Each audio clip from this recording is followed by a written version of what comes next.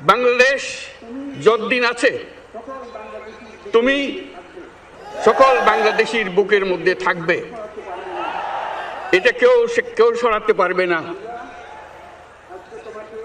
আমরা আজকে তোমাকে প্রিয় হাদি বিদায় দিতে আসিনি,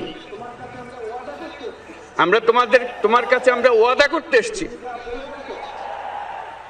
তুমি যা বলে গেছো সেটা যেন আমরা পূরণ করতে পারি, সেই ওয়াদা করার জন্য আমরা একত্র হয়েছি।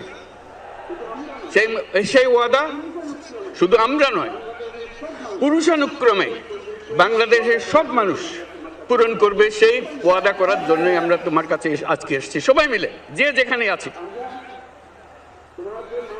আমরা তোমার যে মানব প্রেম, তোমার যে ভঙ্গি, মানুষের সঙ্গে উঠা বসা, তোমার যে রাজনৈতিক দৃষ্টিভঙ্গি, সবাই প্রশংসা করছে। সেটা আমরা মনে প্রাণে গ্রহণ করছি, যে এটা যেন আমাদের মনে সব সময় জাগ্রত থাকে, আমরা সেটা অনুসরণ করতে পারি। তুমি আমাদেরকে এমন এক মন্ত্র কানে দিয়ে গেছো, সেই মন্ত্র বাংলাদেশের কেউ কোনোদিন ভুলতে পারবে না, এবং এই মন্ত্র চিরদিন আমাদের কানে বাঁচতে থাকবে। সেই মন্ত্র বাংলাদেশের বড় মন্ত্র হয়ে আমাদের জাতির সঙ্গে সংযুক্ত থাকবে। তোমার মন্ত্র ছিল বলবীর চির উন্নত মমশির। এই উন্নত মমশিরের যে মন্ত্র তুমি দিয়ে গেছো, সেটা বাংলাদেশি সন্তানের জন্মলগ্ন থেকে যতদিন সে বেঁচে থাকবে নিজের কাছে বলবে, বলবীর চির উন্নত মমশির, আমাদের শির কখনো নত হবে না।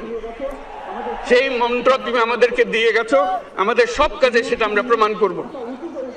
আমরা দুনিয়ার সামনে মাথা উঁচু করে চলবো, কারো কাছে মাথা নত করব না। সেই মন্ত্র তুমি আমাদেরকে দিয়ে গেছো, আমরা সেটা পূরণ করে যাব।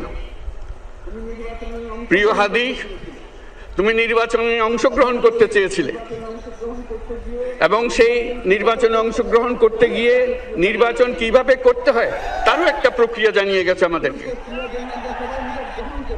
সেই প্রক্রিয়া যেন আমরা সবাই মিলে গ্রহণ করি, যে কিভাবে প্রচারণা কার্য চালাতে হয়, কিভাবে মানুষের কাছে যেতে হয়, কিভাবে মানুষকে কষ্ট না দিয়ে তার বক্তব্য প্রকাশ করতে হয়, কিভাবে বিনীতভাবে মানুষের কাছে আসতে হয়, সবকিছু তুমি শিক্ষা দিয়ে গেছো।